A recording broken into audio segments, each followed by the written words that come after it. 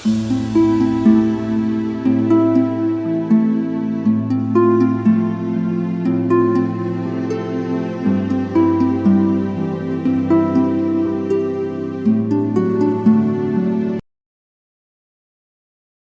ಶಾಂತಿ. ಅಭಿಮಾನ. ಸರಿ, ಅಭಿಮಾನ ಯಾರಿಗೆ ಬರಬೇಕು? ಯಾವಾಗ ಬರ್ತದೆ? ಅಣ್ಣವ್ರೆ, ಹೋದ್ವಾರ ನನ್ನ ಶರೀರವನ್ನು ನಾನು ಕನ್ನಡಿಯಲ್ಲಿ ನೋಡ್ಕೊಂಡೆ, ಕಪ್ಪಿತ್ತು ಶರೀರ. ಹೆಂಗಿತ್ತು ಅಣ್ಣವ್ರೆ? ಕಪ್ಪಿತ್ತ. ನಾನು ನ್ಯೂಸ್ ಪೇಪರ್ ಅನ್ನು ನೋಡಿದೆ, ಅದ್ರಲ್ಲಿ ಏನ್ ಮಾಡಿದ್ರು ಅಂತಂದ್ರೆ ಫೇರ್ ಅಂಡ್ ಲವ್ಲಿ ಹಚ್ಚಿದ್ದು 7 ದಿನ ಬೆಳ್ಳಿಗೆ ಆಗ್ತದೆ ಅಂತಂದ್ರು. ಏನ್ ಹೇಳಿದ್ರು? 7 ದಿನದಲ್ಲಿ ಫೋಟೋ ತೋರಿಸಿದ್ರು. ಅದನ್ನು ತಂದ್ಬಿಟ್ಟು ಡೈಲಿ ಹಚ್ಚಿದೆ ಅಣ್ಣವ್ರೆ. ನೋಡ್ತಾ ನೋಡ್ತಾ ಹೋದೆ, ನನ್ನ ಚರ್ಮ ಹೆಂಗಾಗ್ಬಿಡ್ತು? ಕಪ್ಪುಗಳು ಬೆಳ್ಳಗಾಗ್ಬಿಡ್ತು. ಯಾವುದರಿಂದ? ಫೇರ್ ಅಂಡ್ ಲವ್ಲಿಂದ. ಅದಕ್ಕಾಗಿ ಆತ್ಮಕ್ಕೆ ಅಭಿಮಾನ ಯಾವಾಗ ಬರ್ತದೆ? ಶರೀರಕ್ಕೆ ಅಭಿಮಾನ ಯಾವಾಗ ಬರ್ತದೆ? ನಡ್ಕೊಂಡು ಹೋಗ್ತಾ ಇರೋ ಸೈಕಲ್ ಸಿಕ್ಕಿದ್ರೆ ಅಭಿಮಾನ ಸ್ವಲ್ಪ ಜಾಸ್ತಿ ಆಗ್ತದೆ. 2 ವೀಲರ್ ಬಂದ್ರೆ, ಕಾರ್ ಬಂದ್ರೆ, ಕಾರಿಗೆ ಡ್ರೈವರ್ ಬಂದ್ರೆ, ಅಂದ್ರೆ ಶರೀರಕ್ಕೆ ಬೇಕಾಗಿರುವಂತ ಸಾಧನಗಳು ನಿಮ್ಮ ಹತ್ರ ಸೇರ್ತಾ ಹೋದಾಗ ಶರೀರದ ಅಭಿಮಾನ ಏನಾಗ್ತದೆ? ಶರೀರದ ಅಭಿಮಾನ ಅಂತಂದ್ರೇನು? ಶಾರೀರಿಕವಾಗಿ ನಿಮ್ಮ ಹತ್ರ ಇರುವಂತ ಸಾಧನದ ಕಾರಣದಿಂದ ನೀವೇನಂತ ಹೇಳ್ತೀರಿ? ಅವರು ನನಗೆ ಗೌರವ ಕೊಡಬೇಕು. ಅಭಿ ಅಂದ್ರೆ ಈಗ, ಮಾನ ಅಂತಂದ್ರೆ ಗೌರವ. ನನಗೆ ಗೌರವ ಯಾಕೆ? ನನ್ನ ಕಾರಿದೆ ರೀ, ನನ್ನ ಮಗ ಮಿಲಿಟರಿಲಿ ಇದ್ದಾನೆ. ಯಾರಿದ್ದಾನೆ? ಯಾರಿರೋದು? ನೀವಲ್ಲ. ಅದು ಅವನ ಕ್ಯಾಪಬಿಲಿಟಿನೇ ಹೊರತು ಅದು ನಿಮ್ಮ ಕ್ಯಾಪಬಿಲಿಟಿ ಅಲ್ಲ, ನಿಮ್ಮ ಯೋಗ್ಯತೆ, ನಿಮ್ಮ ಅರ್ಹತೆ ಅಲ್ಲ. ಶಾರೀರಿಕವಾಗಿ ವಸ್ತು, ವ್ಯಕ್ತಿ, ವೈಭವಗಳು ಸೇರಿದಾಗ ದೇಹದ ಅಭಿಮಾನ ಹೇಗೆ ಜಾಸ್ತಿ ಆಗತ್ತೋ ಆತ್ಮದ ಅಭಿಮಾನ ಯಾವಾಗ ಜಾಸ್ತಿ ಆಗ್ತದೆ? ಶಾಂತಿ, ಸುಖ, ಸಂತೋಷ, ಆನಂದ, ನೆಮ್ಮದಿ ನಿಮ್ಮಲ್ಲಿ ಏನಾಗ್ಬೇಕು? ಜಮಾ ಆಗ್ಬೇಕು. ಏನಾಗ್ಬೇಕು? ಯಾವಾಗ ಜಮಾ ಆಗ್ತದೆ? ಯಾವಾಗ ಜಮಾ ಆಗ್ತದೆ? ಜಮಾ ಆಗ್ಬೇಕು ಅಂದ್ರೆ ಮೊದಲು ಕೆಲಸ ಮಾಡ್ಬೇಕು. ಕೆಲಸ ಮಾಡಿದ್ರೆ ಹಣ ಬರುತ್ತೆ ನಿಮ್ಗೆ? ಇಲ್ಲ ತಾನೆ. ಮೊದಲು ಕೆಲಸ ಮಾಡಬೇಕು. ಕೆಲಸ ಮಾಡಿದ ಮೇಲೆ ಬಂದಿರೋ ಪೇಮೆಂಟ್ ಇದೆಯಲ್ಲ, ಬೇರೆ ಪೇಮೆಂಟ್ ಇದೆಯಲ್ಲ, ಆ ಪೇಮೆಂಟ್ ಏನಾಗಬೇಕು? ಅದರ ಮೊದಲು 5,000 ವರ್ಷದ ಸಾಲ ಇದೆ, ಅದರ ಮೊದಲು ಪೇಮೆಂಟ್ ಮಾಡ್ಬೇಕು. ಉಳಿತಾಯ ಮಾಡೋದು ಆಮೇಲೆ. ಮೊದಲು ಸಂಪಾದನೆ ಮಾಡಬೇಕು. ಜೊತೆಯಲ್ಲಿ ಆ ದಿನದ ಖರ್ಚು ಏನ್ ಮಾಡ್ಬೇಕು? ನಾನು ಪೇಮೆಂಟ್ ಮಾಡ್ಬೇಕು. ಆ ದಿನ ಎಷ್ಟು ಖರ್ಚು ಇರ್ತದೆ ನಂದು? ಒಂದಿನಕ್ಕೆ ಎಷ್ಟು ಖರ್ಚು ಇರುತ್ತೆ ಅಣ್ಣವ್ರೆ? ಒಂದಿನಕ್ಕೆ ಆತ್ಮನಿಗೆ ಎಷ್ಟು ಖರ್ಚು ಇರ್ತದೆ? 5,000 ವರ್ಷದಲ್ಲಿ ಪಂಚತತ್ವಗಳಿಂದ ಸರ್ವ ಆತ್ಮನ ಏನೇನು ಸಾಲ ತಗೊಂಡಿದ್ದೀರೋ ಅವರೆಲ್ಲ ನೋಟಿಸ್ ಕಳಿಸ್ತಾರೆ ನಿಮಗೆ. ಎಷ್ಟು ಸಾವಿರ ವರ್ಷದವರು? 5,000 ವರ್ಷದ 84 ಜನ್ಮದ ಪಂಚತತ್ವಗಳ ಸಹಿತ ಯಾವ್ಯಾವ ಆತ್ಮಗಳಿಂದ, ಚೈತನ್ಯ ಮತ್ತು ಜಡ ಶಕ್ತಿಗಳಿಂದ ಏನೇನು ನೀವು ತಗೊಂಡಿದ್ದೀರಲ್ಲ, ಅವ್ರಿಗೇನಾದ್ರೂ ವಾಪಸ್ ಕೊಟ್ಟಿದ್ದೀರಾ? ನೀವು ತಗೊಂಡಿದ್ದೀರೋ ತಗೊಂಡಿಲ್ವೋ? ನೀರಿಂದ ತಗೊಂಡಿದ್ದೀರಾ ಇಲ್ವೋ? ಗಾಳಿಯಿಂದ ತಗೊಂಡಿದಿರ್ತಾನೆ, ಭೂಮಿಯಿಂದ ತಗೊಂಡಿದಿರ್ತಾನೆ, ಪಂಚತತ್ವ ತಗೊಂಡಿದ್ದೀರೋ ತಗೊಂಡಿಲ್ವೋ? ಪೇಮೆಂಟ್ ಮಾಡಿದಿರೋ ಮಾಡಿಲ್ವೋ? ಸಾಲ ಆಯ್ತು ಆಗಿಲ್ವೋ? ಮನುಷ್ಯಾತ್ಮದಿಂದ ಪಡ್ಕೊಂಡಿದ್ದೀರೋ ಇಲ್ವೋ? ಅಮ್ಮನಿಂದ, ಅಣ್ಣನಿಂದ, ತಮ್ಮನಿಂದ ಪ್ರೀತಿ ಅಂತ, ಸ್ನೇಹ ಅಂತ ಪಡ್ಕೊಂಡಿದ್ದೀರೋ ಇಲ್ವೋ? ಸಾಲದ ಆಗಿದ್ರು ಆಗಿಲ್ವೋ? ಪೇಮೆಂಟ್ ಯಾರು ಮಾಡಬೇಕು? ಮಾಡಿದ್ದೀರಾ? ಅದೇ ಆತ್ಮೀಯರು ಇವತ್ತು ಭಾರವಾಗಿದೆ, ಅದೇ ಸಮಸ್ಯೆ ಆಗಿದೆ, ಅದೇ ವಿಘ್ನಗಳಾಗಿದ್ದಾವೆ, ಅದೇ ಚಿಂತೆ ಆಗಿದೆ, ಅದೇ ಪರಿಸ್ಥಿತಿಗಳ ರೂಪದಲ್ಲಿ ಬರ್ತಾ ಇದೆ. ಅದೇ ಪೇಮೆಂಟ್ ಅನ್ನು ಯಾರು ಮಾಡಬೇಕು? ಹೇಗೆ? ಭಗವಂತ ನೆನಪು ಮಾಡಿ, ಭಗವಂತನಲ್ಲಿರುವಂತ ಶಕ್ತಿಗಳನ್ನು ನಾನೇನ್ ಮಾಡಬೇಕು? ವಿಶ್ವಕ್ಕೆ ಕೊಡಲಿಕ್ಕೆ ಎಷ್ಟು ನಿಮಿತ್ತನಾಗ್ತೇನೋ, ಎಷ್ಟು ಶಕ್ತಿನ ವಿಶ್ವಕ್ಕೆ ಕೊಡ್ತೇನೋ ಆ ಕೆಲಸವನ್ನ ಮಾಡಿರೋದಕ್ಕೆ ಭಗವಂತ ನಿಮ್ಗೆ ಸಂಬಳ ಕೊಡ್ತಾರೆ. ಏನು ಕೊಡ್ತಾರೆ? ಸ್ಯಾಲ್ರಿ ಕೊಡ್ತಾರೆ. ಆ ಸ್ಯಾಲ್ರಿ ಜಮಾ ಆಗ್ತಾ ಆಗ್ತಾ ಹೋದಾಗ ನಿಮ್ಮ ದಿನನಿತ್ಯದ ಖರ್ಚಿನಗಿಂತ ಸಂಪಾದನೆ ಜಾಸ್ತಿ ಆದಾಗ ಮಾತ್ರ ಉಳಿತಾಯ ಆಗ್ತದೆ. ಬಿಟ್ರೆ ನೀವು 1 ರೂಪಾಯಿ ಸಂಪಾದನೆ ಮಾಡ್ಕೊಂಡು 1 ಪದಮದಷ್ಟು ಸಾಲ ಮಾಡಿಕೊಂಡ್ರೆ ನಿಮ್ಮ ಜೀವನದಲ್ಲಿ ಪರಿವರ್ತನೆ ಆಗ್ಲಿಕ್ಕೆ ಸಾಧ್ಯ ಇಲ್ಲ. ಭಗವಂತ ಹೇಳ್ತಾರೆ, ನಿಮ್ಮ 1 ದಿನದ ಲೆಕ್ಕಾಚಾರ ಸರಿಯಾಗಬೇಕು ಅಂದ್ರೆ 1 ದಿನದಲ್ಲಿ ಪದುಮದಷ್ಟು ಸಂಪಾದನೆ ಮಾಡಬೇಕಂತೆ. ಎಷ್ಟು ಸಂಪಾದನೆ ಮಾಡಬೇಕು? 1 ಪದುಮ ಅಂದ್ರೆ ಎಷ್ಟು? 15. ಎಷ್ಟು ಸೊನ್ನೆ? ಗೂಗಲ್ ಸರ್ಚ್ ಮಾಡಿ. ಎಷ್ಟಿದೆ? 15 ಸೊನ್ನೆ. 1 ಎದುರುಗಡೆ 15 ಸೊನ್ನೆ ಆಗದೆ ಎಷ್ಟು ಬರ್ತಲ್ಲ ಅಷ್ಟು ವ್ಯಾಲ್ಯೂ. ಎಷ್ಟು ಹೊತ್ತಿನಲ್ಲಿ ಸಂಪಾದನೆ ಮಾಡ್ಬೇಕು ನೀವು? ಒಂದು ದಿನದಲ್ಲ, ಒಂದು ಸೆಕೆಂಡಲ್ಲಿ. ಇಷ್ಟೇಳಿ ಅಂದ್ರೆ ಪರಮಾತ್ಮನ ಪಕ್ಕದಲ್ಲಿ ಕೂತ್ಕೊಂಡು ಹೆಂಗ್ ಕೂತ್ಕೊಳ್ಬೇಕು ನೀವು? ಹೆಂಗ್ ಕೂತ್ಕೊಳ್ಬೇಕು? ಭಗವಂತನ ಶಕ್ತಿನ ವಿಶ್ವ ಕೊಡಬೇಕಾದ್ರೆ ನೀವೇನಾಗಿರ್ಬೇಕು? ತಾಯಿಯಲ್ಲ, ಮಗಳಲ್ಲ, ದೇವತೆ ಅಲ್ಲ, ಶೂದ್ರ ಅಲ್ಲ, ಬಂಗಾರ ಬೇಕು ಅಂತ ಕೇಳುವಂಗಿಲ್ಲ, ಹಣ ಬೇಕು ಅಂತ ಕೇಳುವಂಗಿಲ್ಲ. ನೀವ್ಯಾರವಾಗ? ಆತ್ಮ ಅಂದ್ರೆ ಪರಮಾತ್ಮ ಒಬ್ಬನು ಬಿಟ್ರೆ ಬೇರೆ ಎಲ್ಲೂ ನಿಮ್ಮ ಮನಸ್ಸು ಇಲ್ಲ. ಎಲ್ಲಿರ್ಬೇಕು ನಿಮ್ಮ ಮನಸ್ಸು? ಪರಮಾತ್ಮ ಒಬ್ಬನಲ್ಲಿ ಬಿಟ್ಟರೆ ನೀನು ಸಪರೇಟ್ ಶಕ್ತಿ ತಾನೆ.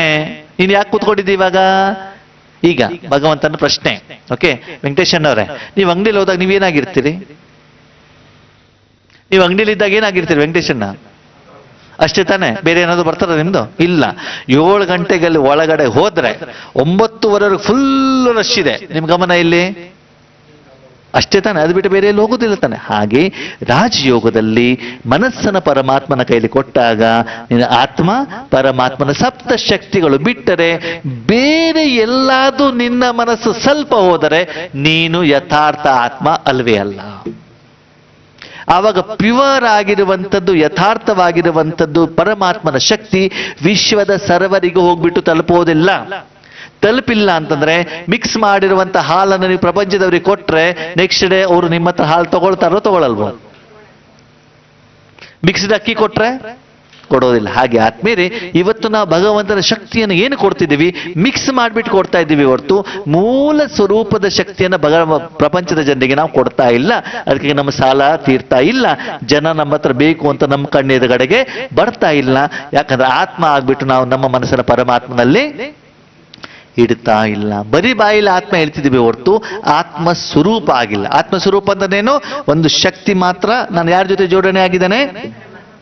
अपने को आत्मा समझ मुझ बाप को याद करो. ನೀನು ಆತ್ಮ. ಓಕೆ, ಆತ್ಮ ಯಾರು? ಸಪರೇಟ್ ಶಕ್ತಿ. ಯಾರ ಜೊತೆಗಿದೆಯಾ? ಪರಮಾತ್ಮನಲ್ಲಿ ಏನಿದೆ? ಅದರ ಅನುಭವ ಬಿಟ್ಟರೆ ಬೇರೆ ಏನು ಅನುಭವ ಆಗ್ಲೇಬಾರ್ದು. ಆ ವ್ಯಾಪಾರ, ಆ ವ್ಯವಹಾರ, ಆ ಸಂಪಾದನೆ, ಆ ಸಂಬಳ, ಆ ಅನುಭವ ಬಿಟ್ಟರೆ ಬೇರೆ ಏನಾದ್ರೂ ಆದ್ರೆ ನಿಮ್ಮ ರಾಜಯೋಗ ಯಥಾರ್ಥ ವಿಧಿವತ್ ಇದೆಯೋ ಇಲ್ವೋ?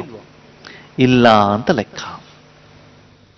ಆಯ್ತಾ? ಹಾಗೆ ಪ್ರತಿದಿನ ಯಥಾರ್ಥ ರಾಜಯೋಗದ ಮೂಲಕ ಆತ್ಮದ ಅಕೌಂಟಲ್ಲಿ ಯಾವಾಗ ಸಂಪಾದನೆ ಆಗ್ತಾ ಹೋಗ್ತದೋ, ಎಷ್ಟು ನೀವು ಆತ್ಮವನ್ನ, ನಿಮ್ಮ ಮನಬುದ್ಧಿ ಸಂಸ್ಕಾರವನ್ನ, ನಿಮ್ಮ ಸಮಯ ಸಂಕಲ್ಪವನ್ನ ಭಗವಂತ ಉಪಯೋಗ ಮಾಡ್ತಾ ಹೋಗ್ತಾರೋ ಅಷ್ಟು ಆತ್ಮದ ಮಾನ ಏನಾಗ್ತದೆ?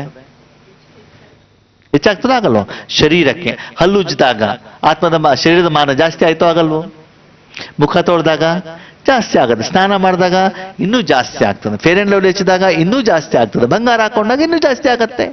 ಹಾಗೆ ಭಗವಂತ ಪುನಃ ಪುನಃ ಪುನಃ ಪುನಃ ಈಶ್ವರ್ಯ ಕಾರ್ಯಕ್ಕೆ, ಬೀಹದ್ದಿನ ಕಾರ್ಯಕ್ಕೆ, ನಿಸ್ವಾರ್ಥ ಭಾವದ ಕಾರ್ಯಕ್ಕೆ ನಿಮ್ಮನ್ನು ಉಪಯೋಗ ಮಾಡ್ತಾ ಮಾಡ್ತಾ ಹೋದಾಗ ಆತ್ಮದ ಅಕೌಂಟಲ್ಲಿ ಜಮಾ ಆಗ್ತದೆ. ಸಾಲಗಳು ಹೋಗ್ತವೆ, ಪರಿಸ್ಥಿತಿಗಳು ಹೋಗ್ತವೆ, ವಿಘ್ನಗಳು ಹೋಗ್ತವೆ. ನಿಮ್ಮಲ್ಲಿ ಸಂಪಾದನೆ ಆಗ್ತಾ ಹೋದಾಗ ಆತ್ಮದ ಅಭಿಮಾನ ಜಾಸ್ತಿ ಆಗತ್ತೋ ಆಗಲ್ವೋ? ಆಗತ್ತೋ ಆಗಲ್ವೋ? ಅದು ಇವತ್ತು ನಾವೇನ್ ಮಾಡ್ತಿದ್ದೀವಿ ಆತ್ಮೀಯರೇ? ನಾವೇನ್ ಮಾಡ್ತಿದ್ದೀವಿ? ಆತ್ಮದ ಮಾನ ಜಾಸ್ತಿ ಮಾಡುವಂತ ಕೆಲಸ ಮಾಡ್ತಿದ್ದೀವೋ, ಶರೀರದ ಮಾನ ಜಾಸ್ತಿ ಆಗುವಂತ ಕೆಲಸ ಮಾಡ್ತಿದ್ದೇವೋ? ಮನೆ ಬೇಕು, ಬಿಲ್ಡಿಂಗ್ ಬೇಕು, ಬಂಗಾರ ಬೇಕು, ಕಾರ್ ಬೇಕು, ಮಕ್ಕಳಿಗೆ ಶಿಕ್ಷಣ ಬೇಕು. ಇದು ಶರೀರಕ್ಕೂ ಆತ್ಮಕ್ಕೂ?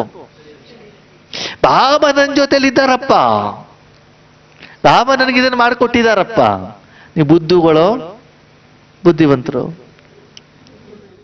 ಹೌದಾ? ಭಗವಂತ ಹೇಳ್ತಾರೆ, ಮಕ್ಕಳೇ ಆತ್ಮಿಕವಾಗಿ ಸಂಪಾದನೆ ಮಾಡಿ ನೋಡಿ, ನಿಮ್ಗೆ ಬೇಡ ಅಂದ್ರೂ ಸ್ಥೂಲ ಬರುತ್ತೆ. ಏನಾಗ್ತದೆ? ಆತ್ಮಿಕ ಸಂಪಾದನೆ ಮಾಡಿಬಿಟ್ಟು ಭಗವಂತ ಶಕ್ತಿ ಅವರಿಗೆ ಒಪ್ಪಿಸಿದ್ರೆ ಬೇಡ ಬೇಡ ಅಂತಂದ್ರೂ ಕೂಡ ಸಾಧನಗಳು ನಿಮ್ಮ ಕಣ್ಣೆದುರುಗಡೆಗೆ ಬರ್ತದೆ. ಸ್ಥೂಲ ಸಾಧನದ ಹಿಂದೆ ಹೋದ್ರೆ ಅದು ರಾಯಲ್ ಮಾಯಿ ಅಂತ ಹೇಳ್ತಾರೆ. ಏನ್ ಹೇಳ್ತಾರೆ? 1000 ಆದ್ಮೇಲೆ ಲಕ್ಷ ಬೇಕು, ಲಕ್ಷ ಆದ್ಮೇಲೆ ಕೋಟಿ ಬೇಕು, ಕೋಟಿ ಅದು ಎಳ್ಕೊಂಡು ಹೋಗ್ತಾನೆ ಇರ್ತದೆ ಹೊರತು, ಓಕೆ ಭಗವಂತನ ಜೊತೆಲಿ ಇಟ್ಕೊಂಡಿರ್ಬೋದೇ ಹೊರತು ಇದು ಯಥಾರ್ಥ ರಾಜಯೋಗ ಅಲ್ಲ. ಅದಕ್ಕಾಗಿ ಬ್ರಹ್ಮ ಬಾಬಾ ಏನ್ ಮಾಡಿದ್ರು? ಸ್ಥೂಲ ಎಲ್ಲವನ್ನು ಯಾರಿಗೆ ಅರ್ಪಣೆ ಮಾಡಿದ್ರು? ಶಿವಬಾಬನಿಗೆ ಅರ್ಪಣೆ ಮಾಡ್ತಾ ಮಾಡ್ತಾ ನಿರಾಕಾರ ರೂಪದಲ್ಲಿ ಜಮಾ ಮಾಡ್ತಾ ಮಾಡ್ತಾ ಮಾಡ್ತಾ ಮಾಡ್ತಾ ಪ್ರತಿದಿನ ತನ್ನ ಅಕೌಂಟ್ ಅನ್ನು ಏನ್ ಮಾಡ್ತಿದ್ರು ಬಾಬಾ? ನಿರಾಕಾರ ಅಕೌಂಟ್ ಅನ್ನು ಚೆಕ್ ಮಾಡ್ತಿದ್ರು. ಯಾವ್ದನ್ನ? ನಿರಾಕಾರ ತನ್ನ ಈಶ್ವರಿಯ ಅಕೌಂಟ್ನ ಚೆಕ್ ಮಾಡಿ, ಇವತ್ತು ನಾನು ಎಷ್ಟು ಖುಷಿಯಾಗಿದ್ದೇನೆ, ಇವತ್ತು ನಾನು ಪ್ರಪಂಚಕ್ಕೆ ಎಷ್ಟು ಭಗವಂತನ ಶಕ್ತಿಯನ್ನು ಕೊಟ್ಟಿದ್ದೇನೆ, ನನ್ನ ಅಕೌಂಟಲ್ಲಿ ಎಷ್ಟು ಜಮಾ ಆಗಿದೆ, ಎಷ್ಟು ಮೈನಸ್ ಆಗಿದೆ, ಎಷ್ಟು ಪೇಮೆಂಟ್ ಆಗಿದೆ. ಪ್ರತಿದಿನ ಬ್ರಹ್ಮಬಾಬಾ ತನ್ನ ಅಕೌಂಟಲ್ಲಿ ಏನು ಮಾಡ್ತಿದ್ರು? ಚೆಕ್ ಮಾಡ್ತಾ ಇದ್ರು. ಅದಕ್ಕಾಗಿ ನಿಮ್ಮ ಅಕೌಂಟ್ ಅನ್ನ ನೀವೇ ಏನ್ ಮಾಡಬೇಕಾಗ್ತದೆ? ಚೆಕ್ ಮಾಡಬೇಕಾಗ್ತದೆ. ಆತ್ಮ ಅಭಿಮಾನ ಅಂತಂದ್ರೆ ಆತ್ಮಕ್ಕೆ ಸಂಬಂಧಪಟ್ಟಂತ, ಆತ್ಮಕ್ಕೆ ಬೇಕಾಗಿರುವಂತಹ ಶಕ್ತಿಗಳು ನಿಮ್ಮ ಅಕೌಂಟ್ ಅಲ್ಲಿ ಏನಾಗಬೇಕು? ಜಮಾ ಆಗಬೇಕು. ಅದನ್ನು ನಿಮ್ಮಲ್ಲಿ ಬರಬೇಕು.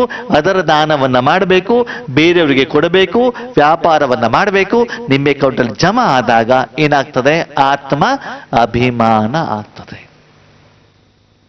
ಅದಕ್ಕಾಗಿ ಬೇರೆಯವರಿಗೆ ಆತ್ಮಕ್ಕೆ ಕೊಡಬೇಕೇ ಹೊರತು ಶರೀರಕ್ಕೆ ಅಲ್ಲ.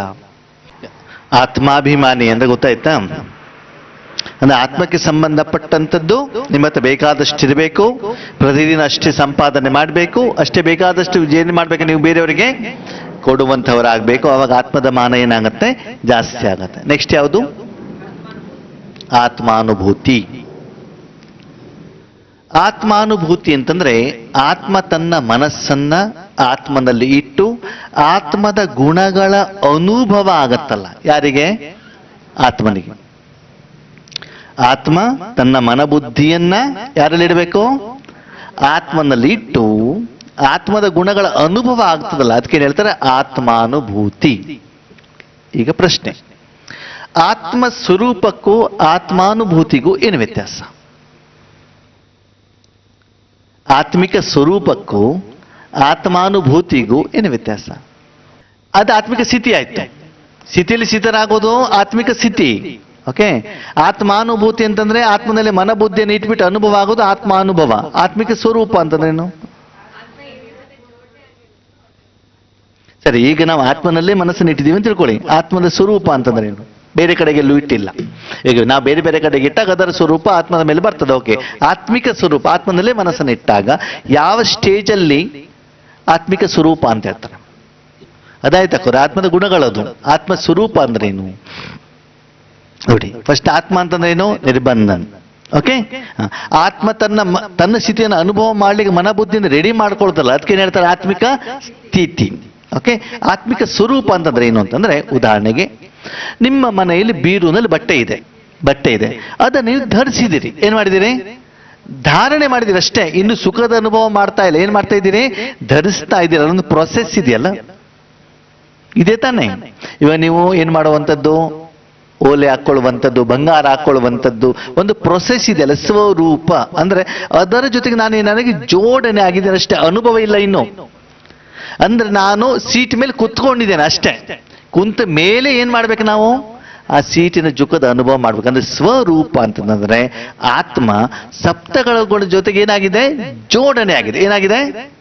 ಜಸ್ಟ್ ಜೋಡಣೆ ಆಗಿದೆ ಅಷ್ಟೇ. ನಾಲ್ಗೆ ಮೇಲೆ ನೀವೇನ್ ಮಾಡಿದಿರಿ? ಮಾವಿನನ್ನು ಇಟ್ಟಿದ್ದೀರಿ ಅಷ್ಟೇನೆ. ಅನುಭವ ಆಗ್ಲಿಕ್ಕೆ ಮಧ್ಯದಲ್ಲಿ ಏನಾಗ್ತದೆ? ನೆಕ್ಸ್ಟ್ ಇನ್ನೊಂದು ಸೆಕೆಂಡ್ ಬರ್ತದೆ. ಅಂದ್ರೆ ಒಂದೊಂದು ಹಂತ ಏನು ಅಂತ ತಿಳ್ಕೊಳ್ಳಿ. ಮೊದಲು ಆತ್ಮನಾಗ್ಬೇಕು. ಆತ್ಮ ಸ್ಥಿತಿಯಲ್ಲಿ ಏನ್ ಮಾಡ್ಬೇಕು? ಮೊದಲು ಮನಸ್ಸು ಬುದ್ಧಿನ ಬೇರೆ ಎಲ್ಲದಿಂದ ತೆಗೆದು ಆತ್ಮನಲ್ಲೇ ಅನುಭವ ಮಾಡ್ಲಿಕ್ಕೆ ಏನ್ ಮಾಡ್ಬೇಕು? ಅದನ್ನ ಸ್ಥಿತ ಮಾಡಬೇಕು. ಮತ್ತು ಸಪ್ತಗುಣದ ಜೊತೆಗೆ ನಾನೇನಾಗಬೇಕು? ಜೋಡಣೆ ಆಗ್ಬೇಕು ಆತ್ಮ ಸ್ವರೂಪ. ಆಮೇಲೆ ಅದರ ಗುಣದ ಅನುಭವ ನನಗೆ ಆಗ್ಬೇಕು. ಅವಾಗ ಏನಾಗ್ತದೆ? ಆತ್ಮ ಅನುಭೂತಿ. ಆತ್ಮಾಭಿಮಾನಿ ಯಾವಾಗ? ನಾನು ಅನುಭವ ಮಾಡ್ತಾ ಮಾಡ್ತಾ ಮಾಡ್ತಾ ನನ್ನ ಸಾಲವನ್ನ ತೀರಿಸಿ ಬೇರೆಯವರಿಗೆ ನಾವು ಅದನ್ನು ಪೇಮೆಂಟ್ ಮಾಡಿದಾಗ ನಮ್ಮ ಅಕೌಂಟಲ್ಲಿ ಜಮಾ ಆದಾಗ ಅದೇನಾಗ್ತದೆ? ಆತ್ಮಾಭಿಮಾನಿ ಸ್ಥಿತಿ. ಅರ್ಥ ಆಯ್ತಾ? ಸ್ವರೂಪ ಅಂತಂದ್ರೆ ಏನು? ಆ ಸಪ್ತಗಣಗಳ ಜೊತೆಗೆ ನಾನೇನಾಗಿದ್ದೇನೆ? ಕನೆಕ್ಟ್ ಆಗಿದ್ದೇನೆ ಅಷ್ಟೇ. ಜಸ್ಟ್ ಏನಾಗಿದ್ದೇನೆ? ಟಚ್. ಕೈಯಿಂದ ಏನ್ ಮಾಡಿದ್ದಾನೆ? ಅದರ ಮೇಲೆ ನಾಲ್ಗೆ ಮೇಲೆ ಇಟ್ಟಿದ್ದಾನೆ ಅಷ್ಟೇ. ಆ ಒಂದು ಪ್ರೊಸೆಸ್ ಅಂದ್ರೆ ಸೂಕ್ಷ್ಮವಾಗಿ ಅವಲೋಕನ ಮಾಡಿದಾಗ ಒಂದೊಂದು ಸ್ಟೇಜಿಗೂ ಕೂಡ ಬಾಬಾ ಏನ್ ಹೇಳ್ತಿದ್ದಾರೆ? ಒಂದೊಂದು ಹೆಸರನ್ನ ಹೇಳ್ತಾ ಇದ್ದಾರೆ. ಅವಾಗ ಅದು ಏನು, ಅದು ಎಲ್ಲಿ ಬರ್ತದೆ ಅಂತ ನಮ್ಗೆ ಏನಾಗ್ಬೇಕು? ಗೊತ್ತಾಗ್ಬೇಕಾಗ್ತದೆ. ನೆಕ್ಸ್ಟ್ ಯಾವುದು? ಇಲ್ಲ ಆಯ್ತಾ?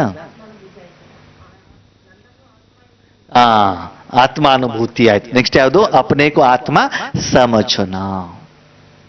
ಇದು ಫೈನಲ್. ಯಾಕಂದ್ರೆ ರಾಜಯೋಗ ಮಾಡ್ಬೇಕಾದ್ರೆ ಬಾಬಾ ಏನ್ ಹೇಳ್ತಾರೆ? ಅಪನೇಕು ಆತ್ಮ ಸಮಜ್ಕರ್ ಮುಜ್ಬಾಪ್ಕೋ ಯಾದ್ ಕರ್. ಅಂದರೆ ಆತ್ಮ ತನ್ನ ಮನಸ್ಸು ಬುದ್ಧಿಯನ್ನ ಎಲ್ಲದಿಂದ ತೆಗೆದು ಏನ್ ಮಾಡ್ಬೇಕು? ಎಲ್ಲದಿಂದ ತೆಗೆದು ಏನ್ ಮಾಡ್ಬೇಕು? ಪರಮಾತ್ಮ ವಿಷಯ ಬಂದಿಲ್ಲ ಇಲ್ಲಿ. ಆತ್ಮ ತನ್ನ ಮನಬುದ್ಧಿಯನ್ನ ಎಲ್ಲದಿಂದ ತೆಗೆದು ಆತ್ಮನಲ್ಲಿ ಇಟ್ಟು ಏನ್ ಮಾಡ್ಬೇಕು?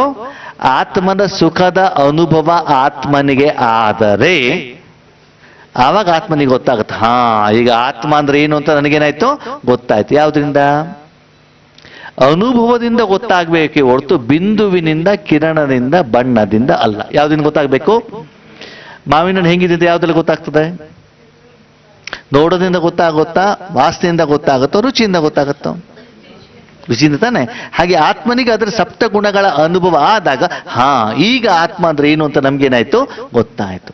ಈಗ ಪ್ರಶ್ನೆ, ಆತ್ಮ ತನ್ನ ಮನಸ್ಸನ್ನ ಆತ್ಮದ ಒಳಗಡೆಗೆ ಇಟ್ಟಾಗ ಆತ್ಮನಿಗೆ ಆತ್ಮಾನುಭೂತಿ ಆಗತ್ತೋ ಆಗಲ್ವೋ? ಪ್ರಶ್ನೆ ಕರೆಕ್ಟಾಗಿ ಕೇಳಿ. ಆತ್ಮ ತನ್ನ ಮನಸ್ಸು ಬುದ್ಧಿಯನ್ನ ಬೇರೆ ಎಲ್ಲ ಕಡೆಯಿಂದ ತೆಗೆದು ಆತ್ಮದ ಕಡೆಗಿಟ್ಟಾಗ ಆತ್ಮನಿಗೆ ಆತ್ಮಾನುಭೂತಿ ಸಪ್ತಗುಣಗಳ ಅನುಭವ ಆಗತ್ತೋ ಆಗಲ್ವೋ? ಆಗತ್ತೋ ಆಗಲ್ವೋ? ಆಗತ್ತೋ ಆಗಲ್ವೋ? ಆಗೋದಿಲ್ಲ. ಆಗೋದಿಲ್ಲ. ಬೆಳಿಗ್ಗೆ ಎದ್ದು ಡೈರೆಕ್ಟ್ ಆಗಿ ಮುಖ ತೊಳಿದೆ ಕಾಫಿ ಕುಡಿದ್ರೆ ಕಾಫಿಯ ರುಚಿ ಅನುಭವ ಆಗತ್ತೋ ಆಗಲ್ವೋ? ನಾಲ್ಗೆ ಮೇಲೆ ನೀವು ಕಾಫಿ ಇಟ್ಟಿದ್ದೀರಿ, ಅನುಭವ ಆಗತ್ತೋ ಆಗಲ್ವೋ? ಆಗೋದಿಲ್ಲ. ಯಾಕೆ?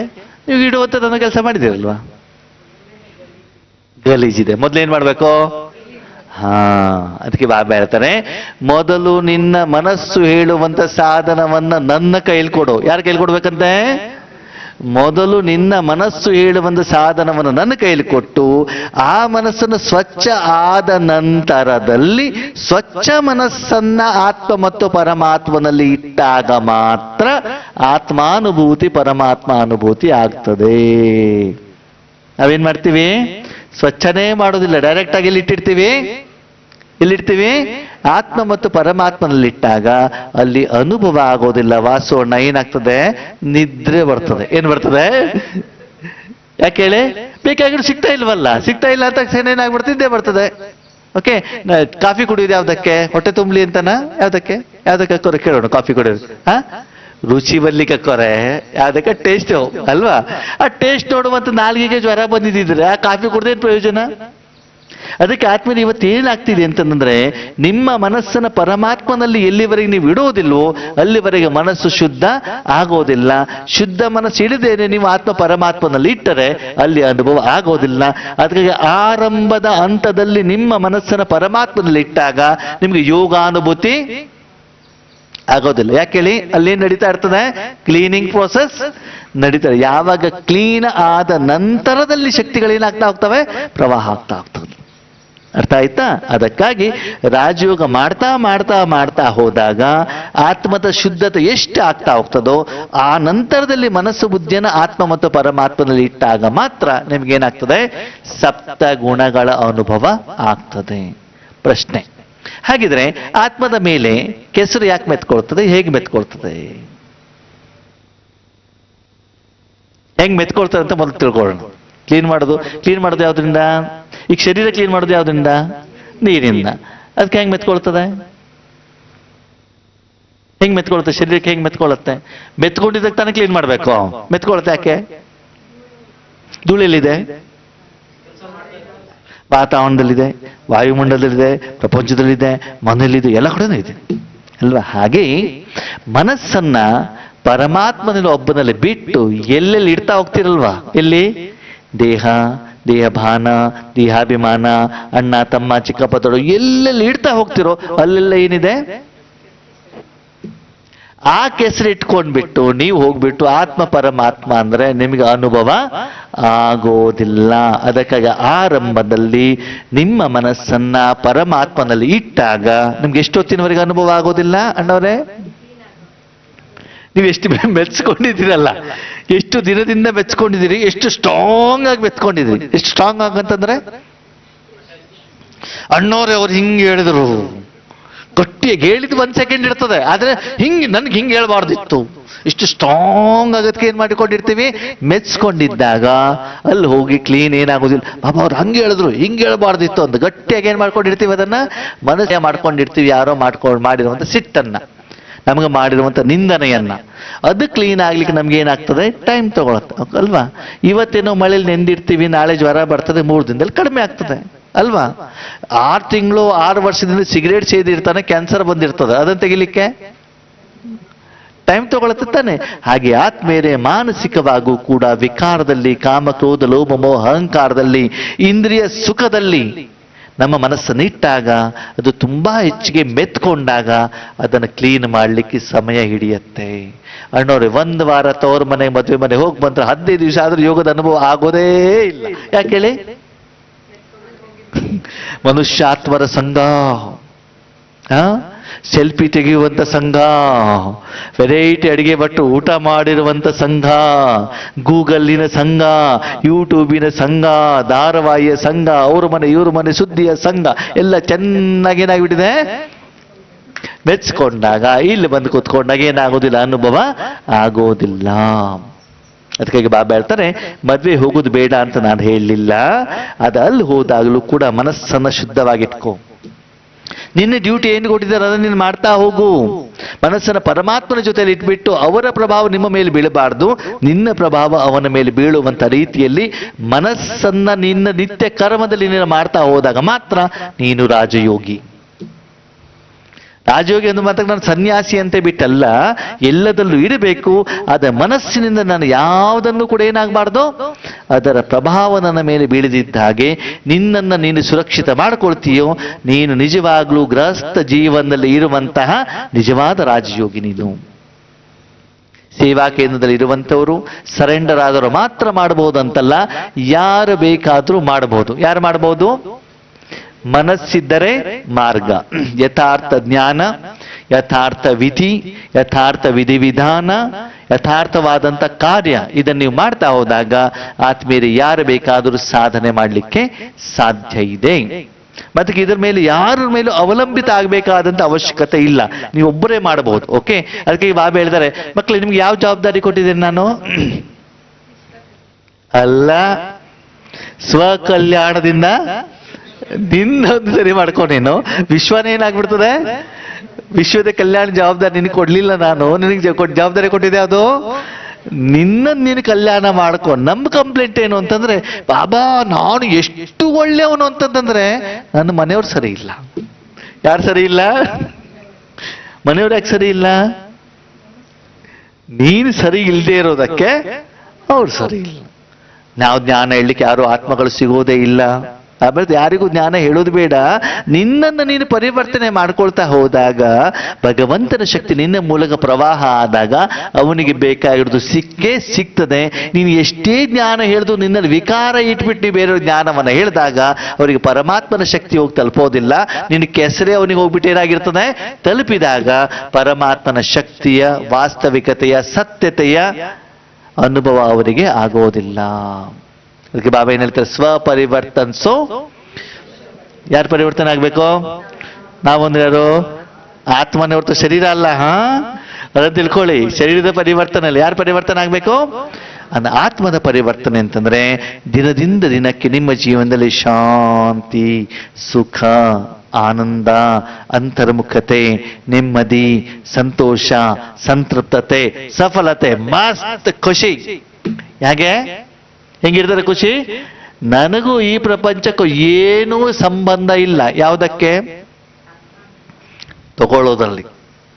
ತಗೊಳ್ಳೋದ್ರಲ್ಲಿ ನನಗೂ ಪ್ರಪಂಚಕ್ಕೆ ಏನೂ ಸಂಬಂಧ ಇಲ್ಲ. ಯಾಕಂತಂದ್ರೆ ಪ್ರತಿದಿನ ನಾನು ಭಗವಂತನನ್ನು ನೆನಪು ಮಾಡಿ ಆ ಸಂಪಾದನೆಯಿಂದ ಪ್ರಪಂಚಕ್ಕೆ ನಾನು ಪೇಮೆಂಟ್ ಮಾಡ್ತಾ ಇರುವಂತ ಕಾರಣದಿಂದ ನಂದು ಆ ದಿನದಲ್ಲಿ ಸಾಲ ಆಗ್ಲಿಕ್ಕೆ ಸಾಧ್ಯ ಇಲ್ಲ. ನಾನು ಯಾರ ಮೇಲೂ ಸಾಲಗಾರ ಅಲ್ಲ. ನಾನು ಕೆಲಸ ಮಾಡಿದ್ದೇನೆ, ಏನ್ ತಗೊಂಡಿದ್ದೇನೆ ಅದಕ್ಕೆ ಪೇಮೆಂಟ್ ನಾನು ಮಾಡಿದ್ದೇನೆ ಹೇಳುವಂತ ಧೈರ್ಯ ನಿಮ್ಮಲ್ಲಿ ಇರ್ಲಿ ಆತ್ಮೀಯರೇ. ಅಷ್ಟು ಕಾಯಕವನ್ನ ಮಾಡಿ, ಅಷ್ಟು ಸಾಧನೆಯಿಂದ ಮಾಡಿ, ಆವಾಗ ಪ್ರಪಂಚದ ಯಾರೆದುಗಡೆನೂ ನೀವು ತಲೆ ತಗ್ಗಿಸುವಂತ ಅವಶ್ಯಕತೆ. ಯಾಕೆ? ನೀವೇನ್ ತಗೊಂಡಿದ್ದೀರ ಅದಕ್ಕೆ ನೀವೇನ್ ಮಾಡಿದ್ದೀರಿ? ಪೇಮೆಂಟ್ ಮಾಡಿದ್ದೀರಿ. ತರಕಾರಿ ತಗೊಂಡಿದ್ದೀರಿ, ಹಣ ಕೊಟ್ಟಿದ್ದೀರಾ. ಆಟೋದಲ್ಲಿ ಬಂದಿದ್ದೀರಿ, ಹಣ ಕೊಟ್ಟಿದ್ದೀರಿ. ನೀವು ಅಲ್ಲಿ ಸೆಟ್ಲ್ಮೆಂಟ್ ಆದಾಗ ಅವ್ನು ನಿಮ್ಮನೆ ಬಾಗಿಲಿ ಬಂದ್ಬಿಟ್ಟು ಕೇಳಲಿಕ್ಕೆ ಸಾಧ್ಯ ಇಲ್ಲ. ನಾನು ಬಸ್ಸಿಂದ ಇಳಿದೆ, ಓಲಾ ಆಟೋ ಬುಕ್ ಮಾಡಿದೆ, ಬಂದ್ರು, ಇಲ್ಲಿ ಬಂದ್ರು ಪೇಮೆಂಟ್ ಮಾಡಿದೆ, ನಾನು ಬಂದೆ, ಮುಗೀತಲ್ವಾ, ಚಾಪ್ಟರ್ ಕ್ಲೋಸ್ ಅಲ್ವಾ? ಏನ್ ನಾವು ಸೇವೆ ತಗೊಂಡಿದ್ರೆ ಪೇಮೆಂಟ್ ಮಾಡಿದೀವಲ್ವಾ? ಇವತ್ತು ಸಮಸ್ಯೆ ಯಾಕೆ ಮಾಡ್ತಾ ಇಲ್ಲ? ಯಾಕೆ ಪೇಮೆಂಟ್ ಮಾಡ್ತಾ ಇಲ್ಲ? ಸಂಪಾದನೆ ಮಾಡ್ತಾ ಇಲ್ಲ. ಸ್ಟಾಕ್ ಆಮೇಲೆ ಸಂಪಾದನೆ ಮಾಡ್ತಾರೆ, ಮೊದಲು ಸಂಪಾದನೆ ಸರಿಯಾಗ್ಲಿ ಅಲ್ಲ. ಒಂದು ಫ್ಯಾಕ್ಟ್ರಿ ಕೆಲ್ಸಕ್ಕೆ ಹೋಗ್ಬಿಟ್ಟು 10 ರೂಪಾಯಿ ಸಂಪಾದನೆ ಮಾಡಿ ಅಲ್ಲಿರೋ ಒಂದು ಮಷೀನ್ ಒಡೆದಾಗ್ಬಿಟ್ಟಿದ್ರೆ ಏನಾಗ್ತದೆ? ಮತ್ತೆ ನೀವು ಸಾಲಗಾರ ಆಗ್ತಿರ್ತಾನೆ. ನಾವು ಬಾಬನ್ ಮಗು ಅಂತ ಹೇಳ್ಬಿಟ್ಟು ನಾವು ಸಿಟ್ಟು ಮಾಡ್ಕೊಂಡು ನಾವು ಬೊಬ್ಬೆ ಹೊಡೆದಿದ್ರೆ ನೀವು ಸೇವೆ ಮಾಡ್ದಂಗ ಆಗತ್ತೋ, ಸಾಲ ಮಾಡ್ಕೊಂಡ್ ಬಂದಂಗ ಆಗತ್ತೋ? ಸಾಲ ಮಾಡ್ಕೊಂಡು ಬಂದಂಗ ಆಗತ್ತಲ್ಲ. ಅದಕ್ಕಾಗಿ ಆತ್ಮೀಯರೇ, ರಾಜಯೋಗದಲ್ಲಿ ದಯವಿಟ್ಟು ನಿಮ್ಮನ್ನು ನೀವು ಚೆಕ್ ಮಾಡ್ಕೊಳ್ಳಿ. ದಯವಿಟ್ಟು ಭಗವಂತನ ಮಗುವಾಗಿ ಇನ್ಮೇಲೆ ಯಾರ ಮೇಲೂ ಬೆರಳು ತೋರಿಸಬಾರ್ದು. ಏನ್ ಮಾಡಬಾರ್ದು? ಬೆರಳು ತೋರಿಸಬಾರ್ದು ಅಂತಂದ್ರೆ, ಅವನ ಕಾರಣದಿಂದ ನನ್ನ ರಾಜಯೋಗ ಆಗಿಲ್ಲ, ಅವನಿಂದ ನನಗೆ ಪರಿಸ್ಥಿತಿ ಬಂತು, ಅವರಿಂದ ನನಗೆ ಸಮಸ್ಯೆ ಬಂತು, ಅವರು ತಪ್ಪಾಗಿದೆ ಅಂತ ದಯವಿಟ್ಟು ಬೆರಳು ತೋರಿಸಿದವನು ಅಜ್ಞಾನಿನೇ ಹೊರತು ಅವನು ಜ್ಞಾನಿ ಅಲ್ಲ. ಯಾರು ಪರಿವರ್ತನೆ ಮಾಡ್ಕೊಳ್ಬೇಕು ಇವಾಗ? ಆತ್ಮದ ಪರಿವರ್ತನೆ, ಶರೀರದ ಪರಿವರ್ತನೆ ಅಲ್ಲ, ಬಟ್ಟೆಯ ಪರಿವರ್ತನೆ ಇಲ್ಲ. ಯಾವ ಪರಿವರ್ತನೆ? ಆತ್ಮ ಪರಿವರ್ತನೆ ಮಾಡಿ ನೋಡಿ, ಆವಾಗ ಗೊತ್ತಾಗತ್ತೆ ಮಕ್ಕಳೇ, ಈ ಪ್ರಪಂಚ ಎಷ್ಟು ಸುಂದರವಾಗಿದೆ. ಪ್ರಪಂಚ ಏನಾಗಿದೆ? ಸುಂದರವಾಗಿದೆ. ಯಾವಾಗ ನಾನು ಈ ಪ್ರಪಂಚದ ಒಳ್ಳೆಯ ಆಹಾರವನ್ನು ತೆಗೆದುಕೊಂಡು ನನ್ನ ಸುರಕ್ಷಿತವನ್ನು ನಾನು ಮಾಡಿಕೊಂಡು ನನಗೆ ಬೇಕಾಗಿರುವಂಥ ಜೀವನವನ್ನು ನಾನು ಮಾಡಿದಾಗ ಈ ಪ್ರಪಂಚದಷ್ಟು ಸುಂದರ ಬೇರೆ ಎಲ್ಲೂ ಇಲ್ಲ. ಈ ಪ್ರಪಂಚದ ದುಃಖ ಯಾಕೆ ದುಃಖ? ಕೆಟ್ಟದೋಗಿರೋದನ್ನ, ಕೊಳ್ತು ಹೋಗಿರುವಂಥದ್ದನ್ನ, ಅನಾರೋಗ್ಯವಾಗಿರುವಂಥದ್ದನ್ನ ಆಹಾರವನ್ನು ನಾನು ಸ್ವೀಕಾರ ಮಾಡಿದಾಗ ಕಾಯಿಲೆ ಬರ್ತದೋ, ಆರೋಗ್ಯ ಬರ್ತದೋ? ಓಕೆ, ಕೊನೆಯ ಪ್ರಶ್ನೆ. ಈ ಪ್ರಪಂಚದಲ್ಲಿ ಆತ್ಮದ ಆರೋಗ್ಯ ಯಾವಾಗ ಉನ್ನತಿಯಾಗತ್ತೆ? ಆತ್ಮನ ಕಾಯಿಲೆ ಯಾವಾಗ ಗುಣವಾಗ್ತದೆ? ಯಾವಾಗ ನಾನು ಆತ್ಮನಾಗಿ, ಏನಾಗಿ? Very very very important. ಅದನ್ನು ಇವತ್ತು ಬಾಬಾ ಹೇಳಿದ್ದಾರೆ. ಏನ್ ಹೇಳಿ? ನಾನು ಆತ್ಮನಾಗಿ. ನಾವೇನ್ ತಪ್ಪು ಮಾಡ್ತೀವಿ? ಬಾಬಾ 21 ದಿನ ಯೋಗ ಮಾಡ್ತೇನೆ. ಯಾಕೆ? ನನ್ನ ಮಗಳಿಗೆ MUJ ಕಾಲೇಜಲ್ಲೇ ಸೀಟ್ ಸಿಗಬೇಕು. ಅವಾಗಲ್ಲ ರಾಜಯೋಗ ಎಲ್ಲ ಆಯ್ತು, ಇಲ್ಲ ಆತ್ಮ ಆಯ್ತು, ನನ್ನ ಮಗಳು ಅಂತ ನನ್ನ ಮೇಲೆ ಶರೀರ ಬಂತು ತಾನೆ? ಬಂದಿಲ್ವೋ? ಮಾಡಿಕೊಟ್ಟಿಲ್ಲ ಅಂದ ಅಪ್ಪನ ಮೇಲೆ ಎಷ್ಟು ಸಿಟ್ಟು ಬರ್ತದೆ ಅಂತಂದ್ರೆ, ಓಂ ಶಾಂತಿ, ಬಾಬನ ಮನೆಗೆ ಹೋಗೋದೇ ಇಲ್ಲ. ಮಾಡಿಕೊಟ್ಬಿಟ್ರೆ ಅದು ಸಮಸ್ಯೆನೆ. ಯಾಕೆ ಹೇಳಿ? ಇದು 21 ದಿನ ಮಗಳಿಗೆ ಎಜುಕೇಶನ್ ಬಗ್ಗೆ ಬಂದ್ರೆ ಇನ್ನೊಂದು 21 ದಿನ ಇನ್ನೊಂದು ಸ್ಟಾರ್ಟ್ ಆಗಿಬಿಡ್ತದೆ, ಅಲ್ಲಿ ಇನ್ನೊಂದು ಪ್ರೊಸೆಸ್ ಸ್ಟಾರ್ಟ್ ಆಗಿಬಿಡ್ತದೆ. ಅವಾಗ ಫೈನಲಿ ಏನಾಗುತ್ತೆ? ನಾವು ರಾಜಯೋಗದಲ್ಲಿ ಇರೋದೇ ಇಲ್ಲ. ಅದಕ್ಕಾಗಿ ಭಗವಂತ ಏನ್ ಹೇಳ್ತಾನೆ? ಮಕ್ಕಳೇ, ಈ ಪ್ರಪಂಚದ ಕಲ್ಯಾಣ, ಈ ಪ್ರಪಂಚ ನಿಮ್ಮದಷ್ಟೇ ಅಲ್ಲ, ಪೂರ್ತಿ ಪ್ರಪಂಚದ ಜಡ ಮತ್ತು ಚೈತನ್ಯ ಶಕ್ತಿಯ ಒಳ್ಳೆತನ ಕಲ್ಯಾಣ ಆಗೋದು ಭಗವಂತನಿಂದ ಮಾತ್ರ. ಯಾರಿಂದ? ನೀವು ಎಷ್ಟು ಆತ್ಮನಾಗಿ ಪರಮಾತ್ಮನ ಜೊತೆಗೆ ಜೋಡಣೆ ಆಗ್ತಾ ಹೋಗ್ತಿರೋ ಅಷ್ಟು ನಿಮ್ಮ ಕಲ್ಯಾಣನೂ ಆಗ್ತದೆ, ಪ್ರಪಂಚದ ಕಲ್ಯಾಣನೂ ಕೂಡ ಆಗ್ತದೆ. ಆ ಕಲ್ಯಾಣ ನಿಮ್ಗೆ ಮಾತ್ರ ಗೊತ್ತಾಗತ್ತೆ ಹೊರತು ಬೇರೆ ಯಾರಿಗೂ ಕೂಡ ಏನಾಗೋದಿಲ್ಲ, ಗೊತ್ತಾಗೋದಿಲ್ಲ. ಪ್ರಪಂಚದ ಎಷ್ಟು ಬೇಕಾದ್ರೂ ಬೊಬ್ಬೆ ಹೊಡಿಲಿ, ಬಾಂಗ್ಲಾದೇಶದಲ್ಲಿ ಯುದ್ಧ ಬೇಕಾದ್ರೂ ಆಗ್ಲಿ, ಇಸ್ರೇಲ್ ಮತ್ತು ಹಮಾಸ್ ನಡುವೆ ಎಷ್ಟು ಬೇಕಾದ್ರೂ ಬಾಂಬ್ ಬೀಳಲಿ, ನಿಮ್ಗೇನಾಗೋದಿಲ್ಲ. ವಿಷಯ ಗೊತ್ತಿರ್ತದೆ. ಏನಾಗ್ತದೆ? ವಿಷಯ ಗೊತ್ತಿರ್ತದೆ. ನೀವೇನ್ ಮಾಡ್ತಿರ್ತೀರಿ? ಇವತ್ತು ನಮ್ಮ ಪ್ರಪಂಚ ಹಿಂಗಿದೆ ಅಂತಂದ್ರೆ ಅಣ್ಣವ್ರೆ, ಹೊಟ್ಟೆ ನೋವು ಬರ್ಲಿ, ತಲೆನೋವು ಬರ್ಲಿ, ಎಷ್ಟು ಬೇಕಾದ್ರೂ ಬೊಬ್ಬೆ ಹೊಡಿಲಿ, 12-14 ತಾಸು ಕೆಲಸ ಮಾಡಿದ್ರು ನಾವು ನಿಲ್ಲಿಸೋದೇ ಇಲ್ಲ. ನಿಲ್ಲಿಸ್ತೀವ? ಯಾಕೆ? ಹಣ ಬೇಕಲ್ವಾ? ಅದಕ್ಕೆ ಎಷ್ಟು ಒಂದು ಸೀರಿಯಸ್ನೆಸ್ ಇದೆ ಅಂತಂದ್ರೆ, ಬೇರೆ ಎಲ್ಲದನ್ನ ಬೇಕಾದ್ರೆ ಸೈಡ್ ಲೈನ್ ಮಾಡ್ತೀವಿ. ಊಟ ತಿಂಡಿ ಮಾಡೋದು ನಿಲ್ಲಿಸ್ತೀವಿ, ಕೆಲಸ ಮಾಡ್ಬೇಕಾದ್ರೆ ನಮ್ಗೆ ನಿದ್ರೆ ಬಿಡೋದು, ಎಷ್ಟು ಸೀರಿಯಸ್ನೆಸ್, ಓವರ್ ಟೈಮ್ ಎಲ್ಲ ಇದೆ. ಆತ್ಮಿಕ ಸಂಪಾದನೆ ಅಂದ ತಕ್ಷಣ 100 ಕಾರಣಗಳು ಬಂದ್ಬಿಡ್ತಾವೆ, ನೆಪಗಳು ಬಂದ್ಬಿಡ್ತಾವೆ. ಯಾಕೆ? ಆ ಯಥಾರ್ಥ ವಿಧಿನೂ ಗೊತ್ತಿಲ್ಲ, ಸಂಪಾದನೆ ಮಾಡಿರುವಂತ ಅನುಭವ ಗೊತ್ತಿಲ್ಲ, ಅದರ ಪ್ರಯೋಜನ ಗೊತ್ತಿಲ್ಲ, ಅದರ ಲಾಭ ಗೊತ್ತಿಲ್ಲ. ಅದಕ್ಕಾಗಿ ನಮ್ಗೆ ಏನ್ ಬರ್ತದೆ? ಕಾರಣಗಳು. ಇನ್ನೊಂದು ಆತ್ಮಿಕ ಸಂಪಾದನೆ ಎಂದಿಗೂ ಕಣ್ಣಿಗೆ ಕಾಣೋದಿಲ್ಲ. ಏನಾಗೋದಿಲ್ಲ? ಯಾರಿಗೆ ಕಣ್ಣಿಗೆ ಕಾಣ್ತದೆ? ಮಾಡಿದವನಿಗೆ ಮಾತ್ರ ಗೊತ್ತಾಗುತ್ತೆ ಹೊರತು ಬೇರೆ ಯಾರಿಗೂ ಕೂಡ ಗೊತ್ತಾಗೋದಿಲ್ಲ. ಆತ್ಮೀಯರೇ, ಇಲ್ಲಿಯವರೆಗೆ ನೀವು ಸಾಧನೆಯನ್ನ ಮಾಡೋದಿಲ್ವೋ ಅಲ್ಲಿಯವರೆಗೆ ಅದರ ಲಾಭ ಪ್ರಯೋಜನ ನಿಮಗೆ ಗೊತ್ತಾಗೋದಿಲ್ಲ. ಇಲ್ಲಿ ಮೂಲವಾಗಿ ನಾನು ಅಬ್ಸರ್ವೇಷನ್ ಮಾಡಿದ್ದೇನು ಅಂತಂದ್ರೆ, ನಾವು ಪರಮಾತ್ಮ ನೆನಪು ಮಾಡೋ ಪ್ರಯತ್ನವನ್ನು ಮಾಡ್ತೀವಿ ಹೊರತು ನಾವು ಆತ್ಮ ಆಗಿರೋದಿಲ್ಲ. ನಾವೇನಾಗಿರೋದಿಲ್ಲ? ರಾಜಯೋಗ ಮಾಡ್ಬೇಕಾದ್ರೆ ನೀವ್ಯಾರು? ಆತ್ಮ. ನೀವ್ಯಾರ ಜೊತೆ ಜೋಡಣೆ ಆಗಿದ್ದೀರಿ? ಅವನ ಬಿಟ್ಟರೆ ಬೇರೆ ಎಲ್ಲೂ ನೀವು ಜೋಡಣೆ ಆಗಿರಬಾರ್ದು. ಕೇವಲ ಸಪ್ತಗುಣದ ಅನುಭವ ಮಾತ್ರ ಮಾಡಬೇಕು. ಓಕೆ, ಸರಿ, ಜ್ಞಾನ ಗೊತ್ತಾಯ್ತು. ವಿಧಿ ಬೇಕೋ ಬೇಡವೋ? ವಿಧಿ ಬೇಕು ತಾನೆ.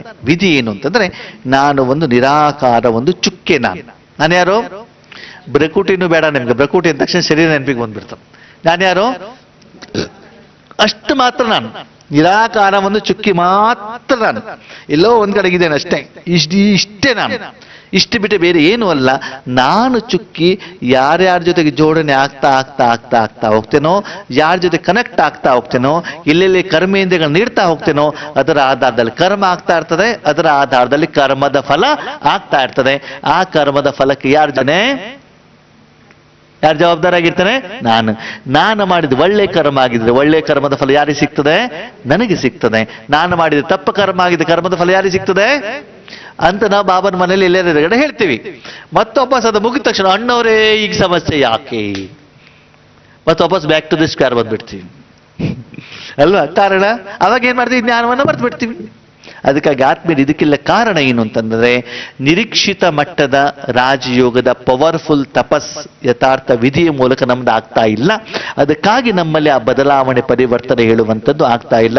ದಯವಿಟ್ಟು ನಿಮ್ಮಲ್ಲಿ ವಿನಂತಿ, ದಯವಿಟ್ಟು ಯಾರಿಗೂ ತೋರಿಸಲಿಕ್ಕೆ ತಪಸ್ವಿಗಳಾಗಬೇಡಿ, ಬೀಕಿಗಳಾಗಬೇಡಿ, ಶೋ ಬೇಡ. ಏನ್ ಬೇಕು? ವಾಸ್ತವಿಕತೆ ಇಲ್ಲಿ, ಸತ್ಯತೆ ಇಲ್ಲಿ, ಗುಪ್ತವಾಗಿರ್ಲಿ. ಆದಷ್ಟು ನೀವು ಹಿಂದ್ಗಡೆ ಎಲೆಯ ಮರೆ ಕಾಯಾಗಿರಿ, ಸ್ವತಃ ಮಾಡ್ತಾ ಹೋಗಿ. ಪ್ರತ್ಯಕ್ಷತೆ ಯಾವಾಗ ಬೇಕೋ ಅವ್ರು ಭಗವಂತ ಏನ್ ಮಾಡ್ತಾರೆ? ಮಾಡ್ಕೊಳ್ತಾರೆ. ಅದರ ಚಿಂತೆ ನಿಮಗೆ ಬೇಡ. ನಿಮಗೆ ಚಿಂತೆ ಏನು?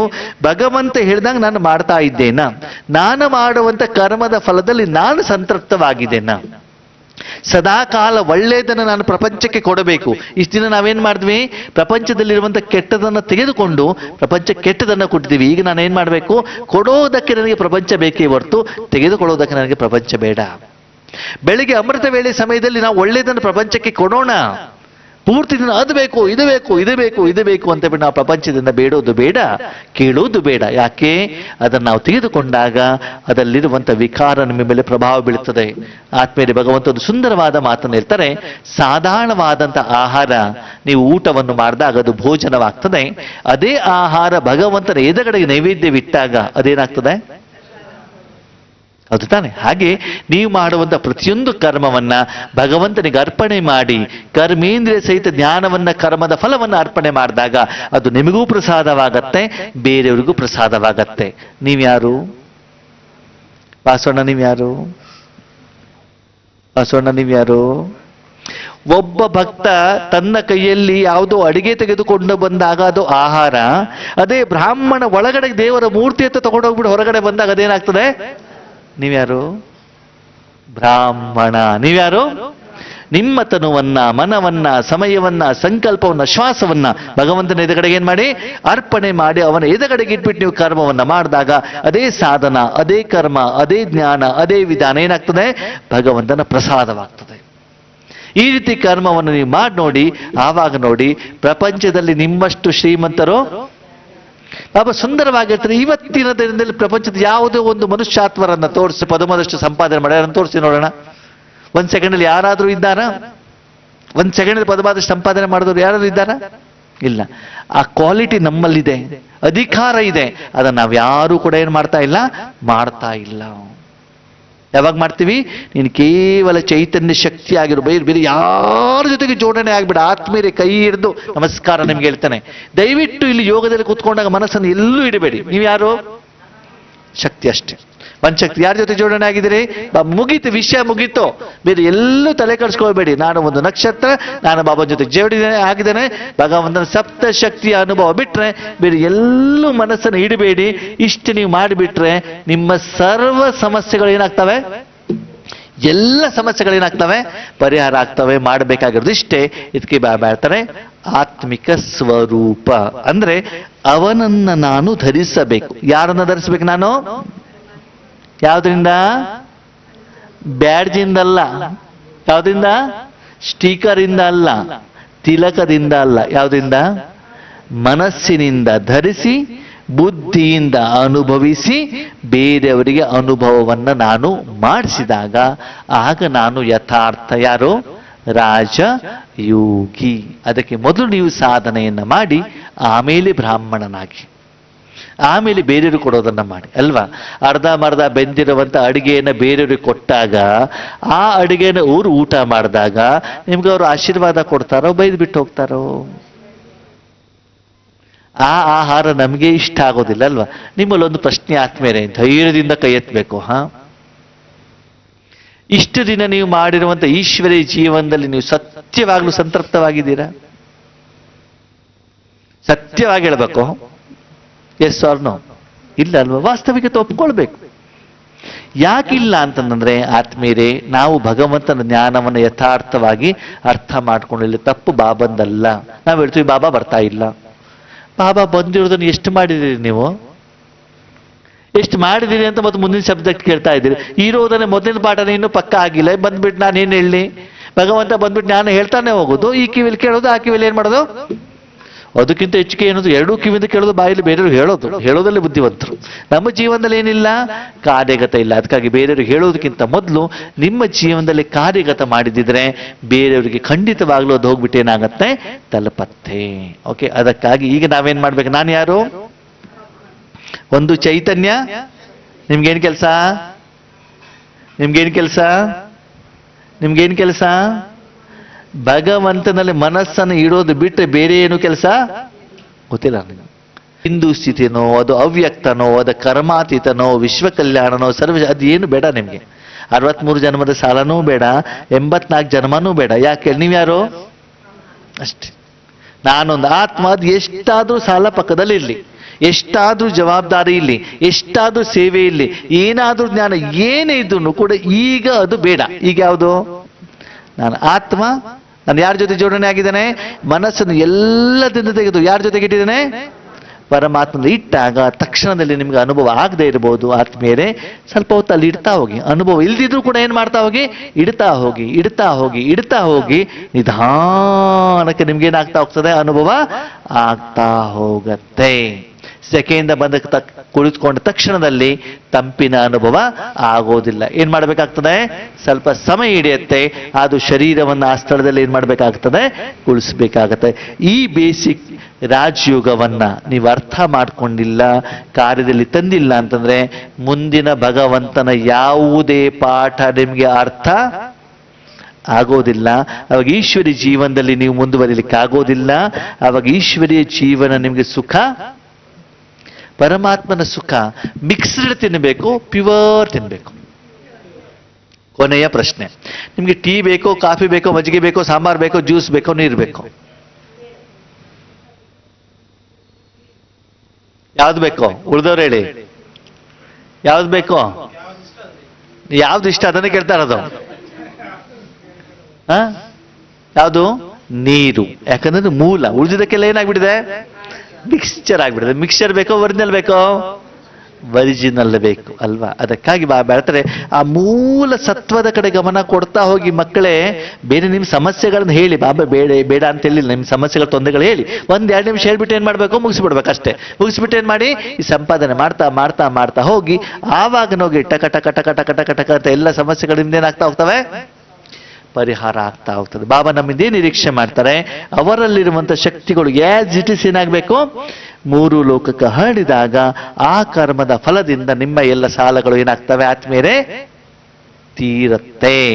ನಿಮಗೆ ಸ್ಥೂಲವಾದ ಹಣನೂ ಬರ್ತದೆ, ಶಾರೀರಿಕ ಆರೋಗ್ಯನೂ ಸರಿ ಆಗ್ತದೆ, ಲೌಕಿಕ ಸಂಬಂಧಗಳಲ್ಲಿ ಅಭಿವೃದ್ಧಿ ಆಗ್ತದೆ, ಅಲೌಕಿಕ ಪರಿವಾರದವರು ಪ್ರೀತಿ ಮಾಡ್ತಾರೆ. ನಿಮ್ಮನ್ನು ಯಾರು ಪ್ರೀತಿ ಮಾಡ್ತಾರೆ? ವಿಶ್ವನೇ ಪ್ರೀತಿ ಮಾಡುತ್ತೆ. ಯಾಕೆ? ಅವರಿಗೆ ಬೇಕಾಗಿರೋದನ್ನು ಕೊಟ್ಟಾಗ ಅವ್ರು ನಿಮ್ಮನ್ನು ಪ್ರೀತಿ ಮಾಡ್ತಾರೋ ಮಾಡಲ್ವೋ? ಇವತ್ತು ನಮಗೆ ಜನ ಯಾಕೆ ಪ್ರೀತಿ ಮಾಡಲ್ಲ? ನಾವು ಅವ್ರಿಗೆ ಸಿಟ್ಟು ಕೊಡ್ತಾ ಇದ್ದೀವಿ, ಜಲಸಿ, ಹೊಟ್ಟೆ ಕಿಚ್ಚನ್ನ ಕೊಡ್ತಾ ಇದ್ದೀವಿ, ನೋವನ್ನ, ವಿಘ್ನಗಳನ್ನ ಕೊಡ್ತಾ ಇದ್ದೀವಿ. ಇಲ್ಲ ಅಣ್ಣವ್ರೆ, ನಾವೇನು ಕೊಡ್ತಾ ಇಲ್ಲ. ಕೊಡ್ತಾ ಇದ್ದೀರೋ ಕೊಡ್ತಾ ಇಲ್ವೋ ಪ್ರಪಂಚಕ್ಕೆ? ನೀವು ಪ್ರಪಂಚಕ್ಕೆ ಸಿಟ್ಟನ್ನ, ಹೊಟ್ಟೆ ಕಿಚ್ಚನ್ನ, ಬೇಜಾರನ್ನ, ಚಿಂತೆಯನ್ನ ಕೊಡ್ತಾ ಇದ್ದೀರೋ ಕೊಡ್ತಾ ಇಲ್ವೋ? ಹೌದಾ? ಎಷ್ಟು? ಈಗ ಕೊಡ್ತಾ ಇದ್ದೀರೋ ಇಲ್ವೋ? 5,000 ವರ್ಷದ ಪತ್ತೆ ಬೇಡ, ಈಗ ಕೊಡ್ತಾ ಇದ್ದೀರೋ ಇಲ್ವೋ? ನೀವು ಅದನ್ನು ಅನುಭವಿಸ್ತಾ ಇದ್ದೀರಾ ಅಂತಂದ್ರೆ ನೀವು ಕೊಡ್ತಾ ಇದ್ದೀರಾ ಅಂತಾನೆ ಅರ್ಥ ಅಲ್ವಾ? ಈಗ ನೋಡಿ, ಬಲ್ಬ್ ಏನ್ ಮಾಡುತ್ತೆ? ಬೆಳಕು ತನ್ನಿಂದಾನೆ ಕೊಡ್ತಾನೆ. ಹಾಗಂದ್ರೆ ಎಲ್ಲ ಕಡೆಗೆ ಬರುತ್ತೆ? ಅದು ಇಲ್ಲ. ಮಾವಿನ ಹಣ್ಣು ಒಂದೇ ಕಡೆಗೆ ಇರ್ತದೆ, ಎಲ್ಲ ಕಡೆಗೆ ಏನಿರ್ತದೆ? ವಾಸನೆ ಮಾಡುತ್ತೆ. ಅದಕ್ಕಾಗಿ ಆತ್ಮೇಲೆ ಪರಮಧಾಮದಲ್ಲಿ ಪರಮಾತ್ಮನ ಪಕ್ಕದಲ್ಲಿ ಕೂತ್ಕೊಂಡ್ಬಿಟ್ಟು ನಿಮ್ಮಿಂದ 7 ಗುಣಗಳು ಹೋಗ್ತಾ ಇದೆಯಲ್ಲ ಅಷ್ಟು ಮಾತ್ರ ಚೆಕ್ ಮಾಡಿ, ಉಳಿದು ತನ್ನಿಂದಾನೆ ಹೋಗ್ತಾ ಇರ್ತಾರೆ. ಬಲ್ಬು ತನ್ನ ಜೊತೆ ಪ್ರಕಾಶ ಹೋಗ್ತಾ ಇದೆಯಲ್ಲ ಅಷ್ಟು ಮಾತ್ರ ಚೆಕ್ ಮಾಡ್ತಾರೆ, ಪ್ರತಿಯೊಬ್ಬರ ಹತ್ರ ಹೋಗ್ಬಿಟ್ಟು ಕೊಡೋದಿಲ್ಲ, ಅದು ತಾನೆ. ಹಾಗೆ ಪರಮಾತ್ಮ ಪಕ್ಕದಲ್ಲಿ ನೀವು ಕೂತ್ಕೊಂಡು ಬಿಟ್ರೆ ನಿಮ್ಮ ಮೂಲಕ ಸಪ್ತ ಗುಣಗಳು ಹೋಗ್ತಾ ಇದೆಯಲ್ಲ ಅಷ್ಟು ಮಾತ್ರ ನೀವೇನ್ ಮಾಡಬೇಕು, ಚೆಕ್ ಮಾಡಬೇಕು. ಶಕ್ತಿ ಅನುಸಾರ ಎಲ್ಲ ಕಡೆಗೆ ಏನಾಗ್ತಾ ಹೋಗ್ತದೆ, ಅದು ಹೋಗಿ ತಲುಪತ್ತೆ. ಈ ಕಾಯಕವನ್ನ, ಈ ಕೆಲಸವನ್ನ ನೀವು ಮಾತ್ರ ಮಾಡಬಹುದೇ ಹೊರತು ಪ್ರಪಂಚದ ಬೇರೆ ಯಾರು ಮಾಡಲಿಕ್ಕೆ ಸಾಧ್ಯ ಇಲ್ಲ. ಯಾರು ಮಾಡ್ಬೋದು? ಈಗ ಈ ರೀತಿ ಕೆಲಸ ಮಾಡೋರು ನಿದ್ರೆ ಯಾವಾಗಲಾದ್ರು ಬರುತ್ತಾ? ಸುಸ್ತಾಗತ್ತಾ? ಸುಸ್ತು ಯಾವಾಗ ಆಗ್ತದೆ? ಅಣ್ಣವ್ರೆ 10,000 ರೂಪಾಯಿ ಸಂಪಾದನೆ ಮಾಡೋದ್ರೊಳಗಡೆ 30,000 ರೂಪಾಯಿ ಖರ್ಚು ಬರ್ತದೆ. ಎಷ್ಟು ಬರ್ತದೆ ಅಲ್ವಾ? ಇಷ್ಟು ಸಂಪಾದನೆ ಮಾಡೋದ್ರೊಳಗಡೆ ಖರ್ಚು ಬರ್ತದೆ. ಯಾಕೆ? ಮಾಡಿ ಮಾಡಿ ಮಾಡಿ ಮಾಡಿ ಆಮೇಲೆ ಬೇಜಾರಾಗ್ಬಿಡಿ. ಎಷ್ಟು ಮಾಡಿದ್ರು ಕೂಡ ಮತ್ತು ಏನಾಗ್ತಾ ಹೋಗ್ತದೆ, ಖರ್ಚು ಜಾಸ್ತಿ ಬರ್ತಾ ಇದೆ. ಅದಕ್ಕಾಗಿ ಸ್ಥೂಲ ಸಂಪಾದನೆ ಕಡೆಗೆ ನಾವು ಗಮನವನ್ನು ಕೊಡ್ತಾ ಇದ್ದೀವಿ ಆತ್ಮೀಯರೇ. ಅದನ್ನು ಮಾಡಬಾರ್ದು ಅಂತ ಬಾಬಾ ಹೇಳಿಲ್ಲ. ಆದರೆ ನಿರಾಕಾರ ಸಂಪಾದನೆ ಮಾಡ್ತಾ ಮಾಡ್ತಾ ಹೋದಾಗ ಸ್ಥೂಲ ಸಂಪಾದನೆ ತನ್ನಿಂತಾನೇ ಏನಾಗುತ್ತೆ, ದಾರಿಗೆ ಬರುತ್ತೆ. ಓಕೆ, ಅಚ್ಚಾ, Om Shanti. Thank you Baba.